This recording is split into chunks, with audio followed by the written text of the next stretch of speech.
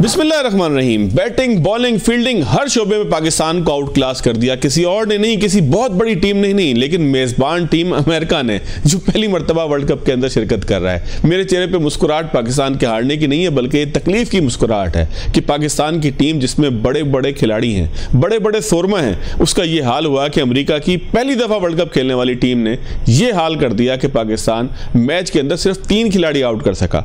Super over तक मामला गया, लेकिन सुपर ओवर के अंदर भी महसूस हो रहा था कि अमेरिका मुकम्मल तौर पर हावी है। शोएब अख्तर ने बिल्कुल दुरुस्त कहा कि पाकिस्तान अमेरिका से यह मैच जीतने का मुस्तहिक नहीं था। जिस तरीके से पाकिस्तान खेलता रहा, जिस तरीके से बैटिंग फ्लॉप हुई, अगर आप 160 रन को modern day cricket, T20 cricket के अंदर अच्छा कहेंगे तो जाहिर है कि फिर आपकी समझ के ऊपर हंसी ही आएगी। बहरहाल जायजा लेते हैं। शोएब जट साहब मेरे साथ मौजूद हैं और जट हमेशा से तनकीद करते रहे बाबर आजम पे, लेकिन जिन खिलाड़ियों की सपोर्ट में वो बात करते रहे उनकी कारकर्दगी भी कुछ ऐसी थी कि उन्होंने एक ओवर में 18-18 रन दिए।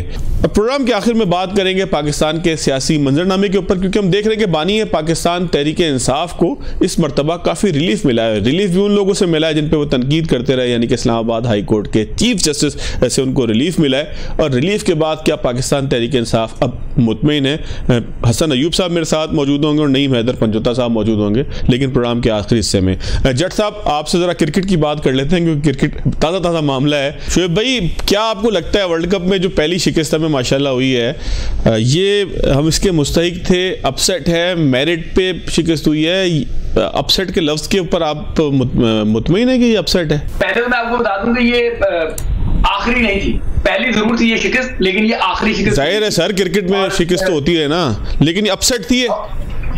अपसेट कैसे अपसेट थी यार? कौन है अपसेट? कौन है? अगले मैच में देख लीजिएगा, आपको कोई अपसेट नजर नहीं आएगा। हैप्पी फेसेस नजर आएंगे, सब कुछ हैप्पी होगा, सब चीजें देखिएगा आप जाके किस तरीके से होगा। भाई अपसेट वहां पे होता है जहां पे आपके इमोशंस जुड़े हों, जहां पे आपको लगे कि यार वाकई कुछ गलत हो गया है। यहाँ पे ये सब मुतमईन है। अभी आप अगली प्रेस कॉन्फ्रेंस देख लीजिएगा, फिर आप उसमें सुन लीजिएगा, फिर इनकी जो रिपोर्टें आएंगी वो आप देख लीजिएगा। ये इंडिया का मैच खत्म तो होने दे, फिर आप देखें कैसी कैसी चीजें बाहर आएंगी। जब वो चीजें बाहर आएंगी तो आप कानों को हाथ लगाएंगे कि यार ये चल क्या रहा था। अभी तो सिर्फ 2 चीजें बाहर आई है ना, कि डिनर्स के लिए जो है वो जा रहे थे खिलाड़ी सारे, और उन डिनर्स पे टिकट्स भी लगे हुए थे, उनपे सारे मामला थे। फिर वो जरा शोर शराबा किया, पहले मैंने उस पर लिखा, फिर और लोग उस पर आ गए और उसके बाद उनको पोस्टपोन करना पड़ा। अभी यार आगे जाके देखें कि क्या मामला था। ये वर्ल्ड कप क्या हुआ है शोएब भाई, क्या हुआ है? हम जदीद क्रिकेट से दूर हो गए हैं, हम जो है वो फैन क्लब बन गए हैं। मतलब आखिर टीम के साथ ऐसा हुआ क्या है कि पहला मैच आपका एक बिल्कुल नौमौलूद टीम के साथ हो, और आप देखिए आपस की बात है, बिल्कुल अगर दुरुस्त तजिया करें तो अमेरिका की टीम नहीं लग रही थी, वो ऐसे लग रहा था कि कोई बहुत बड़ी टीम के साथ आप खेल रहे हैं। आप घबराए हुए थे, आपकी फील्डिंग खराब थी, आपकी बैटिंग में मुझे 160 रन अगर कोई कहता है बड़े अच्छे थे, तो पता नहीं भाई वो कौन सी क्रिकेट देखता रहा है। रन बहुत कम थे। फवाद भाई देखिए, बात सुने, यही ग्राउंड था, यही विकेट थी, अपोनेंट था कनाडा, सही है। ये कनाडा ने इसी बॉलिंग लाइनअप के खिलाफ 190 प्लस रन बना लिए, ठीक है, 190 प्लस रन उन्होंने बना लिए। उसी ट्रैक पे, उसी बॉलिंग साइड के अगेंस्ट आपसे 160 रन नहीं बन सके, और आपके पास, उनके पास तो रैंकिंग का कोई बड़ा खिलाड़ी नहीं था। आपके पास तो द किंग बाबर आजम मौजूद है, जो रैंकिंग के नंबर 1 बैटर। लड़ाई वाली बात कर रहे हैं ना आप लड़ाई वाली बात कर रहे हैं ना? नहीं, लड़ाई नहीं, आपको अच्छा सुनना पड़ेगा। आप मुझे बताएं ना, आप कैसे डिपेंड कर लेंगे। तो अब उसके बाद जो है जिस तरीके से फील्ड प्लेसमेंट थी वो किसने करवानी थी? ठीक है ना, बॉलर्स अगर आपका ना समझ है तो कप्तान आपके जो है वो देख लेते। अच्छा, एक मिनट जट साहब, जरा मैं आपका भी एहतसाब होना चाहिए ना। आप मोहम्मद आमिर और इमाद वसीम के लिए आप बहुत बड़े वकील थे, आप सुप्रीम कोर्ट के वकील बने हुए थे, ठीक है ना? आ गए टीम के अंदर 18 रन खा लिए जनाब फवाद भाई, जब मैं इमाद वसीम को वापस लाने की बात करता था तब उसकी परफॉर्मेंसेस देख लें, और अब PSL के बाद मैं ही वो शख्स हूं जो बार बार कह रहा था कि इमाद वसीम का इंक्लूजन आपके लिए गलत साबित होगा। और अब आ जाए आप मोहम्मद आमिर पे। अगर 19वां ओवर मोहम्मद आमिर ने अच्छा ना निकाला होता, 6 रन सिर्फ उसमें गए थे, और उसमें भी एक गालिबन मिसफील्ड का था। अगर वो 6 रन जो है वो ना दिए होते तो आखिरी ओवर में आपको 15 रन, जितने बड़ा स्कोर ना मिलता। आपका रन मशीन, आपका फुल टॉसर, आपके कप्तान चाहिए थे, कप्तान बाबर आजम का। उसकी वजह से हम ये मैच आ रहे हैं। ये मैच जो है वो सुपर ओवर की वजह से नहीं आ रहे। वहां पे अमेरिका जैसी टीम के साथ सुपर ओवर पे जाना ही आपकी शिकस्त है। अच्छा, वैसे एक बात बताएं, ये जो हमारे फुल टॉसर और ये जो रन मशीन है माशाल्लाह हारिस रऊफ साहब, थोड़ा सा मुझे बताएं कि इनके पीछे सपोर्ट क्या है आखिर, मतलब मुझे तो कभी भाया नहीं इनके ये कम पिटे हों, मतलब कम पिटने की बात कर रहा हूँ मैं, अच्छी बॉलिंग की बात नहीं कर रहा, कम पिटे हों यार, कम पिट लो थोड़ा। ये कौन सा ऐसा मैच है कि जहाँ पे कम पिटे, उन्होंने तो 36 मैच हमें हरवा दिए हैं। फिर ये इफ्ती चिश्ती चाचा जो है हमारे, पता नहीं मुझे टीवी पे कहना चाहिए नहीं कहना चाहिए, लेकिन पूरी टीम उनको चाचा कहती है। सर इनको कब तक खिलाते रहेंगे हम यार? जब तक आपका कप्तान जो है बाबर आजम रहेगा तब तक मेरिट की धज्जियां उड़ती रहेंगी। और ये हारिस रऊफ, आपको याद होगा कि 2022 के वर्ल्ड कप में विराट कोहली से जो छक्का खाया था और पूरा मैच जो इन्होंने अपने हाथ से निकलवा दिया था, ये कोई पहली मर्तबा नहीं हुआ। और एक्टिंग आप देख लें, सर पकड़ के बैठ जाती हैं। इनका सिर्फ एक ही मंजन है कि 150, भाई हमें 150 का अचार डालना है। तो इसका मतलब तो शुएब भाई अगर 150 की बात है, 150 की बात है, तो ये फिर इसका मतलब T20 की नई डायनामिक्स को समझ ही नहीं पा रहे। ये तो मानना पड़ेगा ना। देखें, इंग्लैंड, ऑस्ट्रेलिया, न्यूजीलैंड, इंडिया और जनूबी अफ्रीका, ये सारी टीमें मॉडर्न डे क्रिकेट खेल रही हैं, ठीक है, और लेकिन वो मॉडर्न डे क्रिकेट खेलती है ग्राउंड के अंदर। आपकी Pakistan team under the leadership of Babar Azam वो मॉडर्न डे क्रिकेट इनसे ज्यादा अच्छी खेल रही है, बट वो खेल रही है सोशल मीडिया पे। ग्राउंड के अंदर तो वो बिल्कुल जो है वो अमेरिका ने जो है ना कलई खोल दी आपकी कि आप कितनी बड़ी टीम है, लेकिन ये सोशल मीडिया पे इनकी इन्वेस्टमेंट देखें। और ये कराची कोटा पे जो आजम खान साहब हैं, माजरत के साथ कराची के दोस्त नाराज होंगे, लेकिन हम दोनों खुद कराची से हैं, हमें भी समझना पड़ेगा। सरफराज की दफा बहुत आप करते थे ना कोटा कोटा कोटा, तो ये कराची कोटे के ऊपर जो ये आजम खान साहब खेल रहे हैं, माशाल्लाह अंडा बनाया उन्होंने कल। भाई बात सुने, जो आजम की परफॉर्मेंसेज है वो वाकई ऐसी नहीं है, उस पर उनको तनकीद भी बनती है, लेकिन जो आजम आए हैं वो कोटे पे नहीं आए भाई। नेशनल T20 का इंपैक्ट प्लेयर वो डिक्लेयर हुआ था, PSL का जो बेस्ट विकेट कीपर था वो आजम खान डिक्लेयर हुए थे, ठीक है ना। फिर आपने जो प्लान्स बनाए थे कि जी कैरिबियन में CPL में उनकी परफॉर्मेंसेज बड़ी अच्छी रहती हैं, तो हम CPL की उसमें लेके जा रहे हैं उनको, ठीक है। तो आजम जो है वो कोटे पे नहीं आए। एक मिनट ना 2-3 चीजें बता देना। इफ्तिखार का तो आपने बता दिया बाबर की पर्ची है, तो आजम किसकी पर्ची है? अगर सन कोटा पे वो नहीं आए, वो आप कहते हैं मेरिट पर आए हैं, उनको हमने डोमेस्टिक में और दाएं लीग्स में परफॉर्म करते देखा है, मुझे मैच बता दें किसमें उन्होंने परफॉर्म किया हो। तो आयरलैंड के खिलाफ नहीं कुटम काटी कर सके भाई। आयरलैंड के खिलाफ किसने मैच जितवाया था? क्या हो गया फवाद भाई? सर छोड़ देना, मतलब मैच जितवाया था सर 3.5 मैचों में जो है ना वो 3.5वां मैच आप जितवा दें तो आप कहें कि ये उसने जितवा दिया। सर मैच बना पूरा होता है, मतलब आजम खान का फ्लेवर नजर नहीं आया कि अगर आप कहें कि आजम खान को बहुत अच्छा परफॉर्मर है। एक आजम खान, देखिए बात सुने, आजम खान के भी मैचेस की तादाद कितनी है। एक आजम खान की परफॉर्मेंसेस को मैं जस्टिफाई नहीं कर रहा, बिल्कुल उन पे तनकीद बनती है कि वो नहीं कर सके, लेकिन एक आजम की आड़ में आप हैवीवेट बाबर आजम को कैसे छुपा सकते हैं? मुझे एक बात बताएं, किसी टीम का जो बड़ा खिलाड़ी होता है वो बड़ी परफॉर्मेंसेस के लिए होता है ना। सुपर ओवर में अगर 8 से 10 रन बने होते तो बाबर आजम बल्ला उठा के सबसे पहले पहुंच जाते। वहां बन गए 19 रन का टारगेट था तो बाबर आजम डगआउट में छुप गए जाके। आप जाके वहां देखेंगे जब ये मैच हुआ। आपको पता है आपके क्राइम पार्टनर जो थे AR पे बासित अली साहब, वो यूट्यूब चैनल डिलीट करवाते रह गए बाबर आजम को चैलेंज करने के चक्कर में। तो आप भी अब कोई अपना नुकसान ना करवा लीजिए। नहीं, मैं बिल्कुल सही बात कर रहा हूं। देखिए बात सुने, कल जब मैच हुआ तो सुपर ओवर जब हो गया, उन्होंने 19 रन बना लिया, अमेरिका की पूरी टीम ग्राउंड में आ गई, अंपायर्स ग्राउंड में आ गए और इंतजार हो रहा था कि बादशाह सलामत जो है वो कब आएंगे, किसको आएंगे। तो फिर बादशाह सलामत ने क्या फैसला किया कि इफ्तिखार अहमद को भेज दिया। भाई इफ्तिखार को 2-3 साल की आप उनकी परफॉर्मेंसेस देख लें, उनको ज्यादातर बारी जो दी गई है वो टेल के साथ दी गई है सर। लेकिन आपका हार्ड हिटर बैट्समैन तो एक इफ्तिखार ही था ना। हर बंदे की अपनी सहूलियत होती है ना, अपनी खसूसियत होती है। सर क्या बात कर रहे हैं, जब छोटा रन हो तो ये बल्ले उठा के आ जाए भाई। जब आपने पिछले 2-3 साल में 13-13, 14-14 ओवर आप बारी लेते रहे तो फिर बड़े मैच में भी तो आपने परफॉर्म करना था। ये तो मैच भी बड़ा नहीं था, बड़ी सिचुएशन थी। आप आगे करके दिखाते कि मैं रैंकिंग का नंबर 1 हूं, मैं जो है ना वो T20 का सबसे ज्यादा रन बनाने वाला बैटर हूं, तो मैं ये करके दिखाऊंगा। फिर आप छुपके क्यों बैठ गए? क्या बात कर रहे हैं आप इसकी? यार ये तो शुएब भाई आप सारी जिम्मेदारी बाबर आजम पे डाले जा रहे हो यार। कुछ थोड़ा सा और भी बाकी टॉप स्कोरर था कल के मैच का बाबर आजम, जिसको आप गालियां दे रहे हो। नहीं, मुझे बताएं, आप पे जिम्मेदारी डाल दूं या अपने पे जिम्मेदारी ले लूं? भाई जो कसूरवार है उसकी की बात करूंगा ना। आप मुझे बताएं, इस टाइम पाकिस्तान क्रिकेट का चीफ सिलेक्टर कोई नहीं है। मैं बताता हूं कि चीफ सिलेक्टर बाबर आजम है। बाबर आजम जिसको चाहते हैं वो टीम में होते हैं, जिसको चाहते हैं नहीं होते। इस टाइम शुक्र है आपने मोहसिन नकवी को भी नौकरी से नहीं निकाल दिया बाबर आजम के चक्कर में, चेयरमैन PCB भी वही है। जो टीम का, मैं बता रहा हूं, जो टीम का हेड कोच है गैरी कर्स्टन, वो उसकी पाकिस्तान प्रायोरिटी ही नहीं है। फर्स्ट प्रायोरिटी उनकी जो है वो आईपीएल है, लिहाजा हेड कोच भी बाबर आजम है। पाकिस्तान का चीफ सेलेक्टर मैंने आपको बता दिया, पाकिस्तान का कप्तान बाबर आजम है। इस टाइम जो चेयरमैन साहब है, चेयरमैन साहब 600 जगह मसरूफ है, लिहाजा क्रिकेट बोर्ड के चेयरमैन भी बाबर आजम। गुड, यही पहचान चाहिए मुझे भट्ट साहब, जट साहब यही पहचान चाहिए कि बल्कि अब पीएम ऑफ पाकिस्तान भी मसरूफ होते हैं तो वो भी बाबर आजम है, और मुल्क के अंदर जो माशी मामलात हैं वो भी बाबर आजम की वजह से हैं। मुल्क में जो सियासी मामलात खराब है, अगर मुल्क का वजीर आजम क्रिकेट से जुड़ा हुआ होगा तो फिर वो देख लीजिएगा, वो भी बाबर आजम होगा, वही हो जाएगा।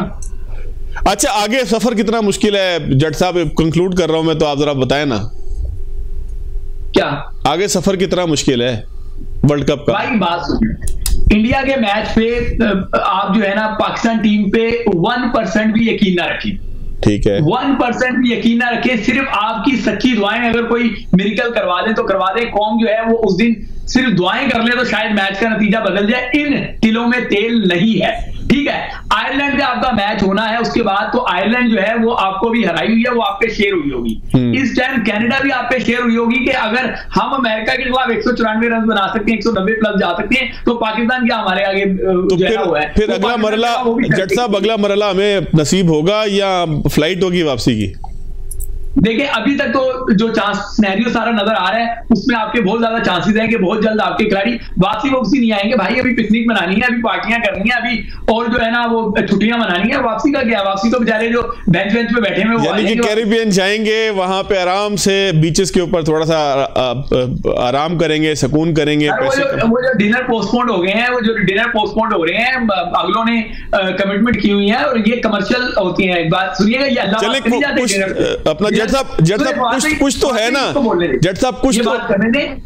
ये डिनर में जाते हैं तो अल्लाह वास्ते नहीं जाते भाई, पेमेंटें लेके जाते हैं। लेकिन जट साहब कुछ तो है ना कि लोग डिनर में बुलाते हैं पैसे दे के। क्या कह रहे हैं? कुछ तो खास होगा ना हमारी टीम में कि लोग पैसे दे के डिनर में बुलाते हैं। सर वो आप एक जब फंक्शन करवाते हैं ना तो उस फंक्शन को रंगारंग बनाने के लिए भी आप कुछ डांसर्स को बुलवा देते हैं, ठीक है ना? तो उनमें कुछ खास नहीं होता।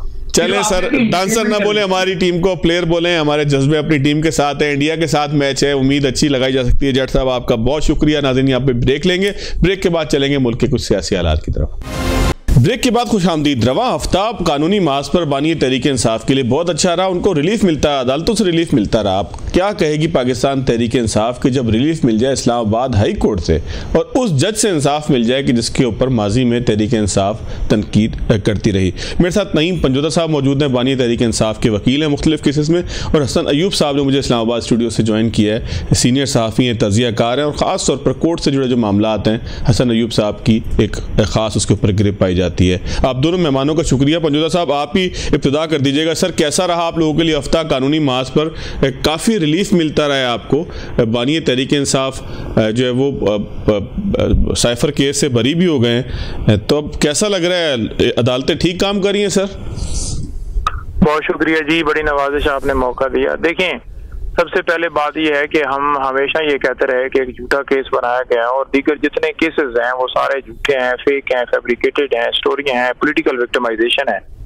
और जिन्होंने केस बनाए वो भी खुद तस्लीम कर चुके हैं। आपने राना सनाउल्लाह की स्टेटमेंट देखी होगी जिसमें वो कह रहे हैं कि अगर खान साहब के साथ बातचीत होती है तो फिर उनकी रिहाई के हवाले से भी देखा जा सकता है। तो बात यह है कि केसेस तो अदालतों में चल रहे थे, केसेस जो हैं वो एजेंसियां बना रही थी, कोई फॉर एग्जांपल ये कोई भी इन्वेस्टिगेशन एजेंसी है, FIA है या पुलिस, पंजाब पुलिस है या इस्लामाबाद पुलिस है, मुख्तलिफ मुकदमात मुख्तलिफ जगहों पर क्वेटा तक दर्ज थे। तो उस जब मामला पेंडिंग है अदालत के अंदर, कुछ सारे मामला पेंडिंग है, तो फिर उसमें ये इस तरह से कहना कि जनाब हम कर लेंगे, तो वो तस्दीक करता है कि किस तरह इन्होंने ये सारा किया। और लेकिन नईम साहब, अगर आप राना सना के बयानात पे रहेंगे तो रात उन्होंने एक और बयान दिया है, उन्होंने गद्दारी समेत दीगर मुकदमात कायम हो गए, उनसे बातचीत का वक्त भी गुजर गया है। ये बानी तहरीक इंसाफ के राना साहब ने रात का है, तो अगर राना साहब की बात को आप पहले मोतबर मांग रहे हैं तो फिर ये ज़हन में रखें कि मजीद मुश्किलात भी आएंगी। देखें, गद्दारी के मुकदमात पहले भी बनाए गए हैं और जो गद्दार हैं वो बाहर हैं, और जो खुद वतन पाकिस्तानी है जिसकी स्ट्रगल ही सारे रूल ऑफ लॉ के लिए, जिसने सिर्फ और सिर्फ मुल्क के अंदर कानून की बालादस्ती की बात की, जिसने अपने बैंक बैलेंस जायदादें नहीं बनाई, मैं नईम साहब जरा मजीद केसेस के ऊपर भी आपसे बात करता हूँ, जरा हसन अयूब साहब से भी तबसरा ले लूँ। हसन अयूब साहब, जिस तरह नईम साहब कह रहे हैं, क्या इतना ही आसान मामला है कि बानी तहरीक इंसाफ बाहर आ जाएंगे और उनके ऊपर सारे केसेस झूठे हैं?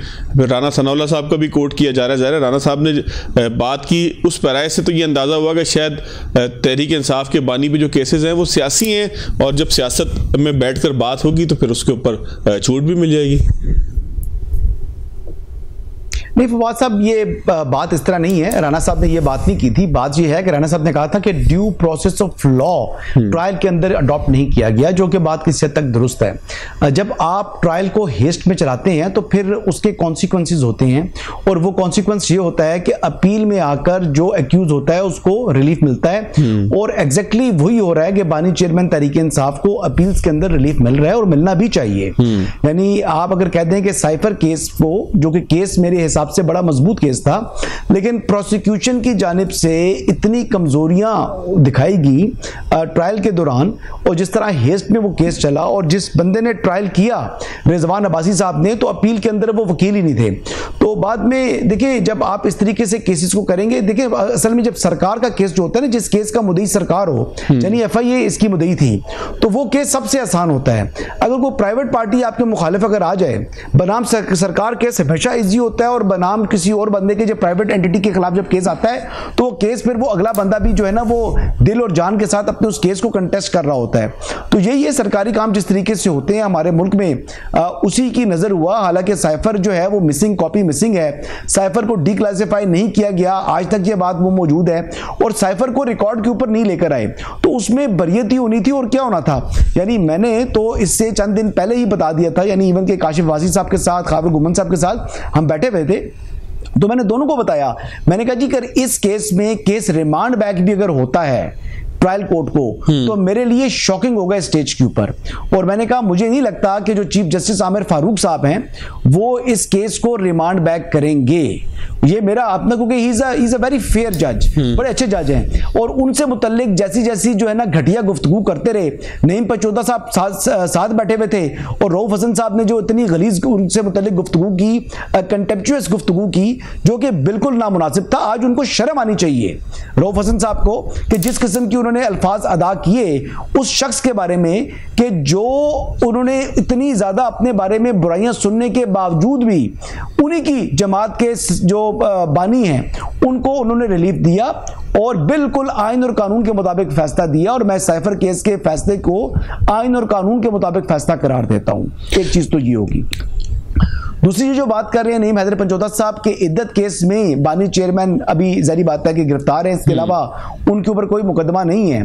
तो कुछ रियलिटी ऐसी है कि वो साइड बियॉन्ड साइड्स जो अगर आप उसमें जाएं तो बहुत सी ऐसी चीजें हैं कि अगर ये केस भी खत्म हो जाए, तो मैं फिर भी इनको बता रहा हूं, इनको इतला दे रहा हूं कि 1 साल तक, यानी साल 2024 में तो कम से कम आप बिल्कुल उम्मीद ना रखें कि बानी नहीं। लेकिन ये हसन साहब ये कैसे होगा? बगावत के मुकदमात कायम होंगे, क्या होगा? मतलब कैसे होगा? जैसे होता कानूनी हिसाब से सर थोड़ा सा बताएं ना हसन भाई। जो ग्राउंड रियलिटीज होती हैं वो ग्राउंड रियलिटीज समझ जाए ना, मेरे मुंह से क्यों सुनना चाह रहे हैं हसन भाई? लेकिन मेरी ख्वाहिश, आपकी ख्वाहिश किसी की ख्वाहिश के ऊपर तो नहीं होना चाहिए ना। रूल ऑफ लॉ होना चाहिए, कानून के मुताबिक कैसे पॉसिबल होगा? मैं ख्वाहिश की बात नहीं कर रहा, मैं ख्वाहिश की बात नहीं कर रहा फवाद साहब, मैं ख्वाहिश की बात नहीं कर रहा। जो ग्राउंड रियलिटीज हैं, जो इस वक्त इन्होंने, इनके जो हालात हैं, जो इस वक्त ये हमले कर रहे हैं, अभी इनके ऊपर दीगर मुकदमात होने हैं। 990 मिलियन पाउंड का फैसला आ चुका होगा। जब तक ये तोशा खाना वाला, माफ कीजिएगा, इद्दत वाले केस का फैसला होगा, इससे पहले 190 मिलियन पाउंड वाला फैसला हो चुका होगा। और उसके साथ साथ अब जो नया केस बनने जा रहा है, जो ये कर बैठे हैं इनके जो ट्विटर हैंडल से, वो मुकदमा भी बहुत संजीदा है। और ये देखिए, अभी ये सिर्फ कह देने से कि जी जो इमरान खान का जो एक्स अकाउंट है वो तो जेल में है, वो तो ऑपरेट नहीं कर रहे, वो कोई और ऑपरेट कर रहा है, तो ये इतना सादा मामला नहीं है, क्योंकि अकाउंट तो बानी चेयरमैन का ना, तो कॉन्सिक्वेंस भी उनके ऊपर होगा। उन्होंने क्यों अपने अकाउंट का पासवर्ड किसी और शख्स को दिया हुआ है, जो रियासत के और रियासती इदारों के खिलाफ जो है इस किस्म की जो है वो मनफी प्रोपेगेंडा कर रहा है, जो इस वक्त अवाम में और फौज के दरमियान एक जो है तफरीक डालना चाह रहा है, जो इस वक्त फौज के अंदर जो है वो इस किस्म की जो है वो खलीज पैदा करना चाह रहा है। तो ये वो चीजें हैं जो इनकी अपने अमाल हैं और इन्हीं का कॉन्सिक्वेंस इनको भुगतना पड़ेगा। बिल्कुल ठीक है हसन भाई, मैं एक ब्रेक लेता हूं, ब्रेक के बाद जब आएंगे तो नईम साहब मैं आपकी तरफ आता हूं।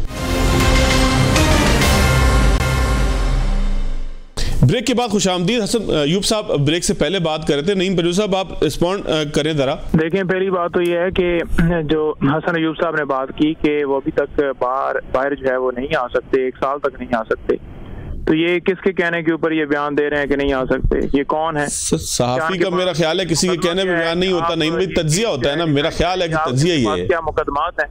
नहीं, तज्जिए की बात नहीं होती। तज्जिया होता है जो देखता है कि एक केस है तो उसके बाद तो कोई इस वक्त तक उनकी गिरफ्तारी नहीं है, ये पहले से कह देना या ट्वीट कर देना। ट्विटर का केस भी तो एक आ रहा है ना, जो एक्स वाला केस आ रहा है, जैसे गरीदा फरूक की साहब को भेजता है, ये कैसी बात हुई?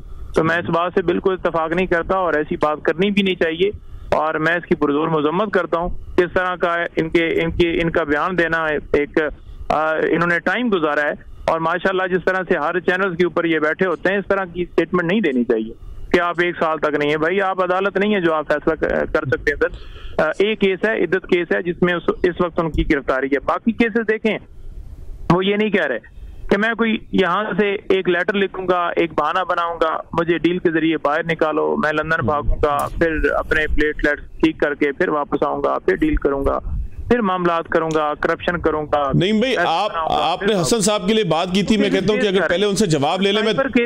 मैं दोबारा आपकी तरफ आ जाता हूं, मुझे अगर 30 सेकंड, हसन साहब आप 30 सेकंड में कुछ कहना चाह रहे थे, कह देता कि नईम साहब की टर्न है, वो पूरी कर लें बात। नहीं, मुझे तो अब मुकम्मल करने देना सर। मैं आपकी तरफ दोबारा आ रहा हूँ। हैदर साहब अगर वो सोते ही हुए रहना चाहते हैं, अगर वो नींद से बेदार नहीं होना चाहते। चले हसन भाई आप बड़ा मुश्किल से बर्दाश्त कर रहा था जब आप बातें कर रहे थे, बड़ा इस पर मैं क्या कर सकता हूँ? मैंने तो जो ग्राउंड रियलिटीज हैं, मैंने ग्राउंड रियलिटीज की बात को कर दिया। मेरा काम खबर देना है, मेरा काम तजिया करना है, मेरा काम ये नहीं है कि मैंने उनको जेल के अंदर नहीं रखा। हसन भाई, ये उनके अपने ट्विटर हैंडल से उनके अपने लोगों ने ट्वीट्स किए हैं। हसन भाई, अपनी 190 मिलियन पाउंड में जो अलकादिर के बेनिफिशियरी इमरान खान साहब खुद हैं, इसमें मेरा क्या लेना देना भाई? मैंने कहा था 190 मिलियन पाउंड सुप्रीम कोर्ट के दूसरे अकाउंट में डाल दो। के बाद वो प्रोसेस होगा, उसमें खान साहब अपना मौकफ रखेंगे, उनके ऊपर केस बनता हुआ ना बनता हुआ उस हिसाब से देखा जाएगा। ये कह देना कि 1 साल बाहर नहीं आ रहा है, ये कैसी स्टेटमेंट है? और दूसरी बात यह है कि साइफर के हवाले से ये बात कर रहे हैं कि साइफर जो है रिकॉर्ड पर नहीं लाया गया, तो हम तो यही हर रोज कह रहे थे कि साइफर क्यों नहीं लाया जा रहा? कौम को बताएं, दिखाएं कि जो डिक्लासिफाइड किया गया था, जिसकी कॉपियां थी, वो रिकॉर्ड के ऊपर क्यों नहीं? और आपने जो मुद्दा बनाया था कि साइफर जो है साइफर हो गया, गुम हो गया, ये होगा, तो उसकी कॉपियां तो और जगहों पर भी थी। आप फिर कॉपी ले आते, आप रिकॉर्ड के ऊपर बताते, आप नहीं ले आए और हम हर रोज यही कह रहे थे कि उस साइफर की कॉपी लेकर आए। नईम साहब वो बात आपकी दुरुस्त है, लेकिन हसन साहब की कम से कम ये बात तो आप तस्लीम करें ना, क्योंकि जज साहब आमिर फारूक साहब को पता था ना कि जज साहब खुद ही पीछे हट गए, उनके ऊपर प्रेशर डाला गया है। हालांकि वो पहले रिक्यूजर कर गए थे और वहां पर खबर मानका को प्लांट करके लाया गया, तो उसमें भी वो फैसला दे देते, किसी और हाई कोर्ट के जज के पास इद्दत केस भेज कर उन्हें कहते कि जी ठीक है फैसला दो, क्योंकि उसके अंदर तो जान ही नहीं है। अब डिले इसलिए किया जा रहा है ताकि नए मुकदमात में गिरफ्तारी डाली जा सके। तो ये जो सारी प्लानिंग हो रही है, यहाँ पर अदलिया जो है जिसने हकूक की हिफाजत करनी है, तो यहाँ पर अदलिया मुझे बता दें कि जहाँ पर हकूक की हिफाजत हो रही हो और उसके ऊपर कह देना कि जनाब ये बात करते, रऊफ हसन साहब ये बात करते थे, तो शायद उन पे भी बात की जाती, जो कहते हैं, जब जज साहब कहते हैं कि सर्वेलेंस बताएं, इस मुल्क जो है ये कानून के मुताबिक चले, यहाँ पर मुल्क जो है वो ये नहीं होगा कि एजेंसियां चलाएंगी, तो उसके ऊपर जाकर कोई वाडा प्रेस कॉन्फ्रेंस कर रहा है, कोई तारड़ प्रेस कॉन्फ्रेंस कर रहा है। सर प्रेस कॉन्फ्रेंस को नईम साहब रहने देना, आप लोगों की तरफ से भी होती है। सर एक चीज और बता देना, आज जवाब देना चाहूंगा जी, अगर मैं रिस्पॉन्ड कर दूं काइंडली, उन्होंने भी काफी देर हो गई है जी। नईम साहब नईम साहब जरा हसन साहब की भी गुफ्तगू सुन लेना सर, अब काफी टाइम आपको दिया है, तो हसन भाई आप रिस्पॉन्ड भी कर दीजिएगा। अच्छा सर, अभी आखिरी बात जो मेरे प्यारे भाई नईम हैदर ने बात की, वो ये कह रहे हैं कि सर्वेलेंस की बात जब जज साहब ने की और जिस मुकदमे में उन्होंने ये सर्वेलेंस की बात की और जिस मुकदमे में उन्होंने जो बात की आईएसआई के ऊपर जो है वो से मुतल्लिक कहा, जो सेक्टर कमांडर को तलब करने की बात की, वो शख्स वो तो जो है वो कश्मीर से गिरफ्तार हुआ, वो खुद रूपोश था और वो बरामद उन्होंने कहा था कि आईएसआई जो है वो करे, वो तो निकला पुलिस की तहवील में। और फिर उस शख्स के से मुतल्लिक जितनी जितनी ये बातें कर गुजरे वो मुअज़्ज़ज़ जज साहब, उन जज साहब को नदामत है इस मामले के ऊपर कि वो वाकई उधर से बरामद हुआ या नहीं, उन जज साहब को आज किसी किस्म की कोई नदामत है कि जो मैंने अल्फाज अदा किए आईएसआई से मुतल्लिक? मैं उस टाइम भी कह रहा था कि मैंने कहा मुमकिन है कि वो शख्स पुलिस की तहवील में हो, मुमकिन है कि वो शख्स आईबी की तहवील में हो, मुमकिन है कि वो शख्स एमआई की तहवील में हो, मैंने कहा मुमकिन है कि वो केपीके में हो, मुमकिन है वो जीबी में हो, निकला वो कश्मीर से जाकर। जी तो मैं पहले दिन से ये बात कर रहा था, लेकिन जज साहब की जो सुई अड़ गई थी वो तो सिर्फ और सिर्फ आईएसआई के ऊपर अड़ गई थी। भाई क्यों? आपके पास आपने कौन सी इंक्वायरी करा दी थी कि जिसके बाद आपको पता लग गया था कि ये जो आईएसआई के पास अहमद फराद है? तो ये वो चीजें हैं जो जजेस को भी ख्याल करना चाहिए। वो एक जिम्मेदार मनसब के ऊपर बैठे हुए हैं, उनको अल्फाज बड़े कीमती होते हैं, बड़े वैल्यूएबल होते हैं और बड़े दूर तक जाते हैं। उनके एक लफ्ज से देखिए, आईएसआई पाकिस्तान की दिफा के लिए काम कर रही है ना, आईएसआई सिर्फ कोई मेरे हसन अयूब की दिफा के लिए काम कर रही है। इस मुल्क में क्या वो जज साहब नहीं रहते? इस मुल्क में क्या इमरान खान साहब ये पीटीआई वाले नहीं रहते? इस मुल्क में क्या नईम हैदर पंचोता नहीं रहते? तो वो तो हम तमाम लोगों की इंटरनल और एक्सटर्नल सिक्योरिटी के लिए काम कर रहे हैं और ऐसे लोगों को आपको जो है खराज तहसीन पेश करना चाहिए। ठीक हो गया ना कि बगैर सबूत के आप उनके ऊपर इल्जाम आयद कर दें। It's very unfortunate. हसन भाई, हम लोगों ने जो है वो एक मतलब उनको जो है ना सैंड बैग बना दिया है हमारे आईएसआई के दायरे को। हसन भाई, हर बंदा उठता है जिसका वो जो कोई अपना मसला होता है वो उठकर बाद जो है इल्जाम आयद कर देता है आईएसआई के ऊपर, एजेंसीज के ऊपर।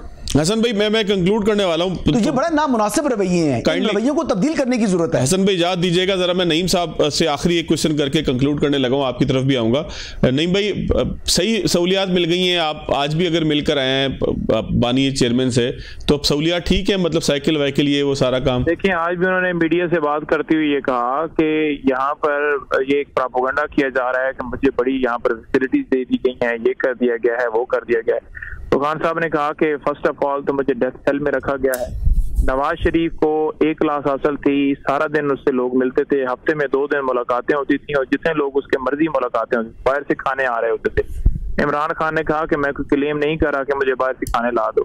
इमरान खान ने कहा कि नवाज शरीफ को एसी हासिल था, मैं कोई एसी नहीं कह रहा, लेकिन जो कूलर के ऊपर प्रोपेगेंडा किया जा रहा है और कहा जा रहा है कि ये हो गया है, वो हो गया, कूलर वहां पर जो पड़ा है वो डेथ सेल के अंदर, डेथ सेल जितने भी वहां पर हैं उन तमाम के अंदर ही कूलर पड़ा हुआ है, कोई मेरे लिए खास तौर पर नहीं रखा गया। एक मशीन दी गई है क्योंकि वो एक्सरसाइज करते हैं खिलाड़ी, वो हमेशा उन्होंने सारे, नवाज शरीफ साहब फॉर एग्जांपल वो ट्रेडमिल इस्तेमाल ही नहीं करते या नहीं करते, तो उसके लिए अगर वो करते तो वो भी उन्हें दे दी जाती। लेकिन प्रोटोकॉल दिए गए नवाज शरीफ साहब को, इमरान खान ने कहा कि एक्स-पीएम का जो जेल मैनुअल कहता है उसके मुताबिक नहीं रखा गया और एक प्रोपेगेंडा किया जा रहा है कि मुझे ये सहूलियात दी गई हैं, लेकिन जो जैसे मर्जी है रख लें, मैं रहने के लिए 1000 साल भी तैयार हूं, लेकिन गलत प्रोपेगेंडे के ऊपर उन्होंने रिस्पॉन्स करते हुए ये बात की। ठीक सर, थैंक यू नईम भाई। जरा हसन भाई आप कंक्लूड कर दीजिएगा, आखिरी 30-40 सेकंड है। खान साहब को सहूलियात क्यों कम दे रही है हुकूमत? मुलाकातें नहीं उनकी करवा रही, वो कहते हैं नवाज शरीफ साहब से तो बस जब चाहो मुलाकात कर सकते थे। वो तो लिस्ट आ चुकी है, जितनी मुलाकातें शायद इमरान खान साहब ने की हैं, इतनी मुलाकातें तो आज तक पाकिस्तान की तारीख में किसी कैदी को 100-150 के करीब हैं जनवरी से लेके अब तक। और जहां तक सवाल है सहूलियात का, तो शाहिद खकान अब्बासी साहब भी साबिक प्राइम मिनिस्टर थे, उन्होंने जिस तरीके से रखा था, आज खुद उनको शर्म आनी चाहिए इमरान खान साहब को कि आज तो वो क्लेम कर रहे हैं कि मेरे लिए नया वॉशरूम बना दो, और नया वॉशरूम उनके लिए बना, उनके लिए इंग्लिश WC लगी, उनके लिए जो है वो जो उसकी दीवारें ऊंची की गई वो जो है वॉशरूम की, और इसके साथ साथ उनको जो आपको ड्राई फ्रूट मिलता है, उनको वहां पर जो है देसी घी में बने हुए खाने, यानी मुर्गी, देसी मुर्गी और हसन भाई ये तो बुनियादी इंसानी हकूक है ना यार, इसमें अब क्या इसमें बहस करनी? बुनियादी इंसानी हकूक है, बंदे को प्राइवेसी चाहिए। आप छोटी-छोटी दीवारें 3-3 फुट की होती हैं, जज नहीं है, वो डेथ सेल के अंदर नहीं है, वो बैरक के अंदर है, और वो बड़ी आम कैदी को ये सहूलियात मुयस्सर नहीं है जो बानी चेयरमैन तहरीके इंसाफ को मुयस्सर हैं। चलें सर, इसके नहीं कर रहे हैं, झूठ बोल रहे हैं। इसके ऊपर फिर कभी तफसील से बात करेंगे, लेकिन बहरहाल हसन भाई मेरा अपना ख्याल है जाती के थोड़ी सी सहूलियात तो होनी चाहिए। एक्स-पीएम है और सिक्योरिटी के इशूज़ भी हैं, ये पीटीआई को भी समझना चाहिए कि उनको बैरक के अंदर नहीं रख सकते सबके साथ। नईम हैदर साहब सर आपका बहुत शुक्रिया, हसन अयूब साहब आपका बहुत शुक्रिया। नाज़रीन आज के प्रोग्राम से इतने याद दीजिएगा, अल्लाह हाफ़िज़।